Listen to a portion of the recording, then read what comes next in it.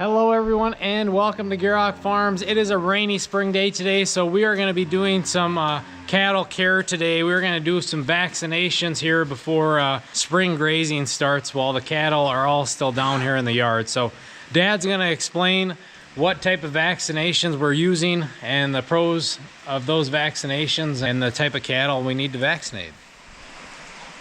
Triangle 10. It used to be Triangle 9. So there's 10 different diseases this helps prevent. I want to think one of the big ones is lepto, which a pregnant cow or heifer that would lose her calf at like 7 months, the size of a dog, for no reason she'd abort. And then you're wondering, is it lepto or is it something else? That's one of them, but there's all these other things too. And then we got this respiratory, and there's different versions of this too. We're basically mixing two products together, and then this would treat, let's see, 10 doses. So what we do is the calves that are weaned, up to 10 of them older, whatever we have. This just prevents pneumonia. Years ago, we used to have the vets help us clip the horns, and then they would vaccinate them with their calf wood, tuberculosis, blackleg. That was all mandatory. And then they'd give them that steel tag, and you guys had done this, you know what I'm talking about. And they actually stamped the ear with ink. They had this gun that they would... It looked like an earring. It was kind of right next to where we would put our ear tags. The tag, but then I'm talking about the stamp and ink.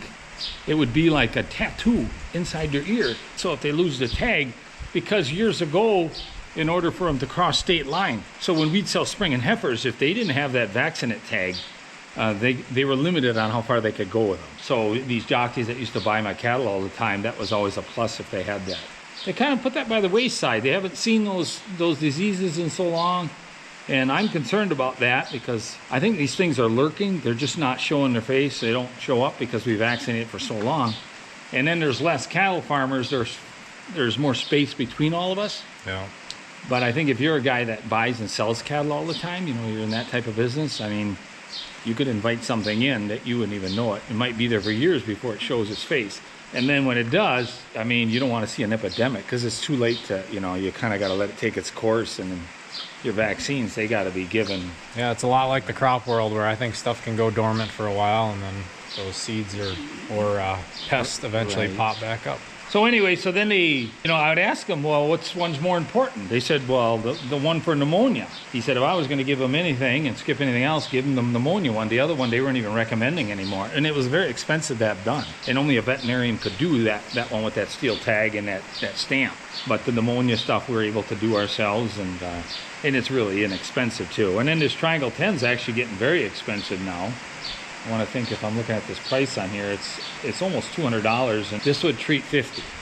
So we usually buy 2 bottles, so we treat 100. So we'll treat everything, all the milking cows, dry cows, even our bull, and everything down to what we feel we would be getting pregnant within a year.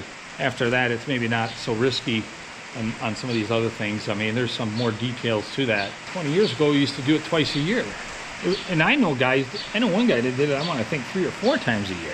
Kind of quiz the vets on that too. They're saying, well, that's getting a little excessive.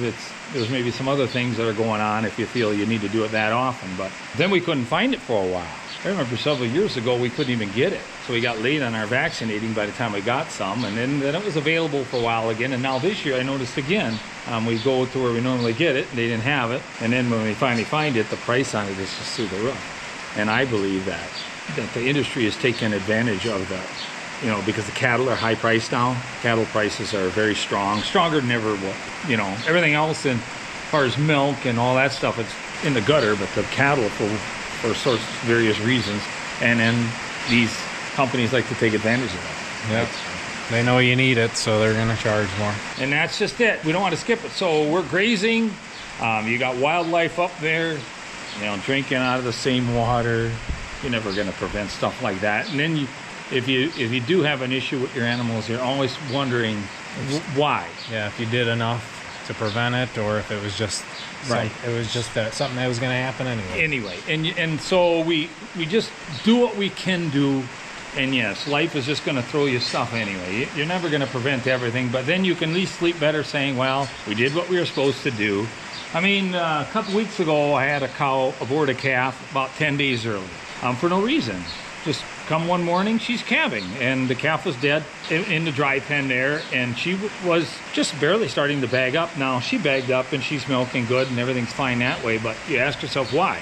Well, the only thing I can see there is because when we dry up a cow, you know, she goes in the dry pen, but then we're taking 1 or 2 out that are closer to calving, bringing them into the maternity area, and there's always that pecking order.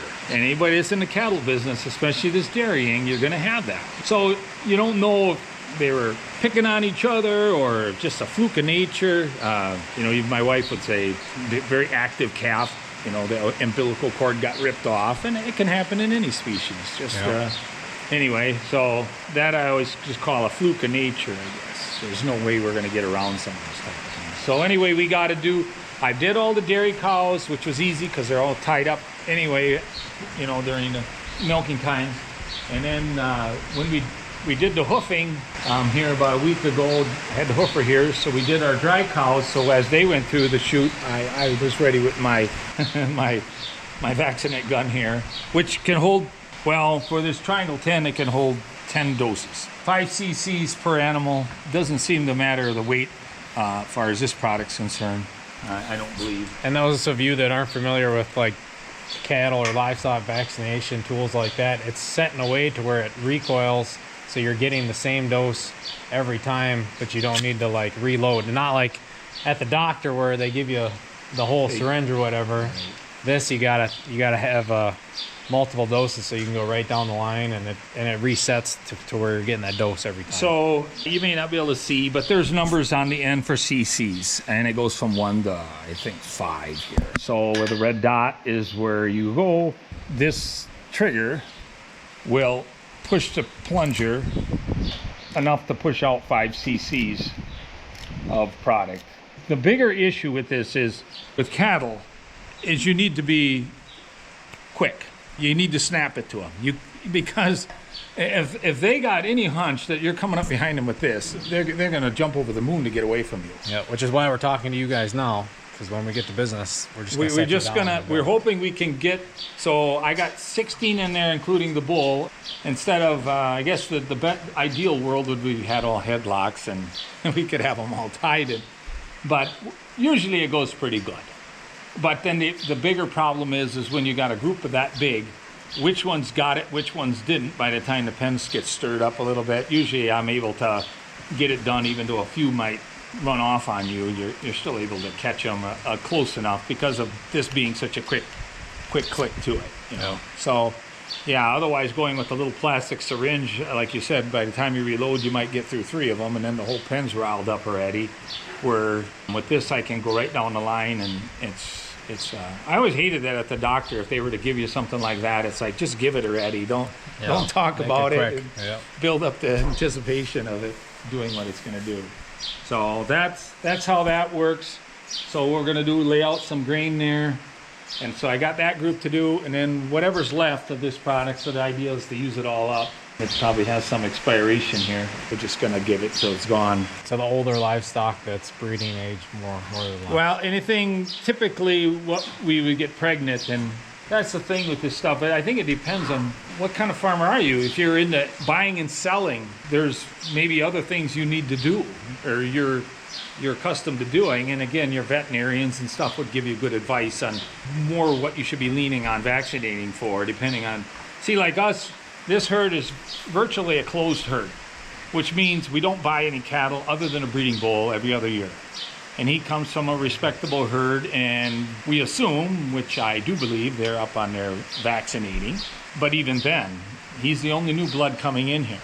Otherwise, everything is going out, and even with our cattle trailer, we're only hauling cattle away with it. We're not bringing new cattle in. So other than if we're taking a walk through the stockyards, seeing what's going on there, sometimes we got to be a little conscious about biosecurity. Yeah, for sure.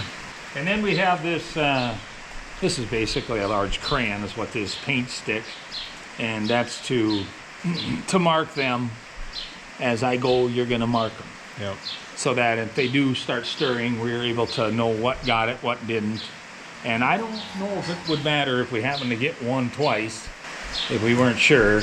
I think it would be worse if we were to miss one. that one would be almost like the sitting duck out there for what may not, no protection. We're gonna get her done in a humane way. Yeah.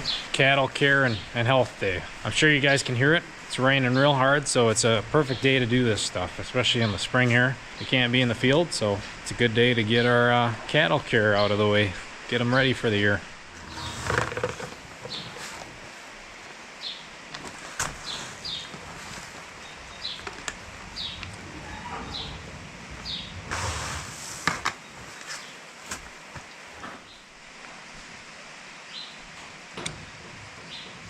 So we want to get it so we get all the air out after we load this up. Now, I never liked doing this. Our cattle are very tame, and when you start doing stuff like this, they're always questioning. They get a little leery of what you're doing when you come near them again. We know it's for the better, but they don't, and that's always a tough thing. I mean, so if we can do this very quickly before they realize what happened, it's less likely they remember the... Making it as smooth as possible. It's like taking a kid to the doctor. Yeah, you almost distract them with something to... Yeah, they're getting a toy or something, or treats or something. Yeah, and focus on the good, and that's why, so what we're gonna do, we're gonna offer these cattle some ground corn, like the candy, and they're all gonna get excited and come line up. And then that's the other thing of it, to get the cattle to come to us, when they see you, oh, you're gonna feed them, there's something good gonna happen, not, oh, what are they doing here? The hoofer's always kind of a tough one. They're very good guys. They're very calm, and they do have stories about places that things aren't always going so calm. And so when I have them drive in, I'm usually chorsing it, and I'll turn the radio up a little bit, try to just, and it's something they can smell it, like that hoof, that smell of that after that hoof's been ground on their machinery and whatever. But that day is never good, but most of them go through real smooth. There's always one or two that really give us a hard time. I'm sure beef guys know it, the term like shoot trained or something like that, or corral trained, where they're used to going through a system like that. Where our cattle, most of the care we're doing is like in the barn where they're normally feeding anyways. I mean, so we had, we call them the chocolate ones, those brown Swiss crosses. Every year we get one or two that they don't need buffing. They're doing real good anyway. And if they're giving us a rough time to go into the chute, we just let them go. And then that, we call the albino one that's crossed with that shorthorn, very high temperament. And that one's usually pretty tame, but she was not going to go into that tunnel they had made there. And we all looked at her and said, she would have climbed the barn wall before she went through there.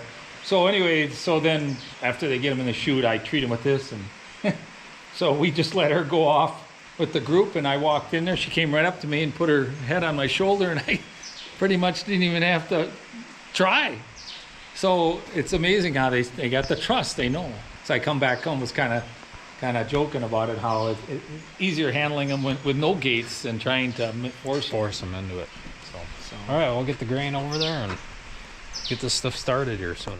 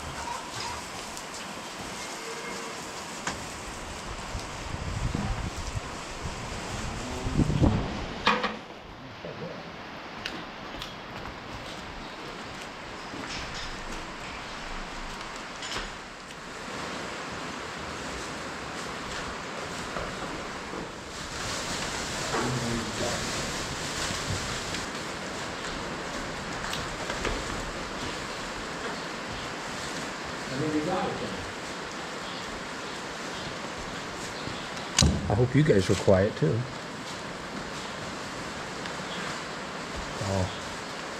So that's how we do it. And this went pretty good. We got most of them right off right away. And that's with that gun like that. Sometimes I have to get the bull out. He's starting to get a little more aggressive, I guess you could say, where we got to watch our back some more. Because as soon as you start stirring his harem, that's a prime time for him to get his instincts kicking in. But went pretty good. Now we're over in the dry cow pen. We got a get a wrap off of one of these cows.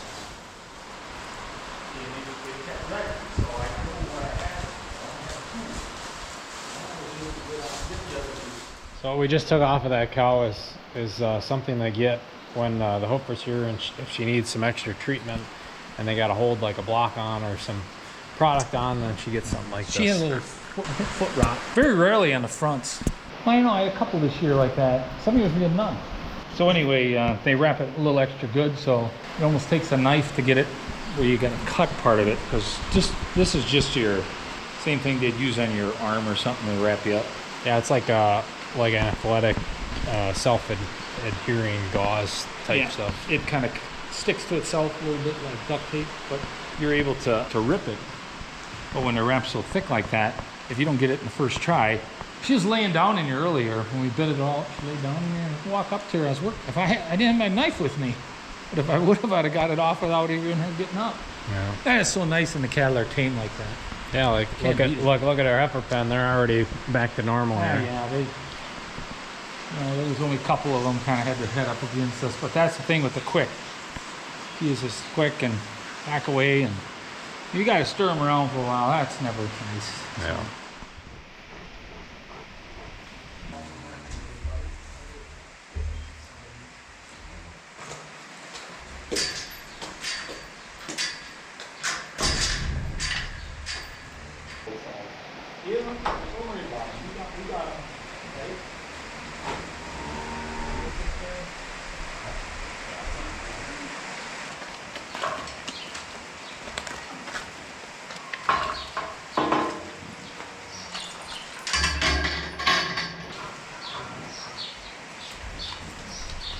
Easy enough. Right when we started getting the system down, then we ran out. I think if Dad and I had to do it all day, we'd be reading each other's minds.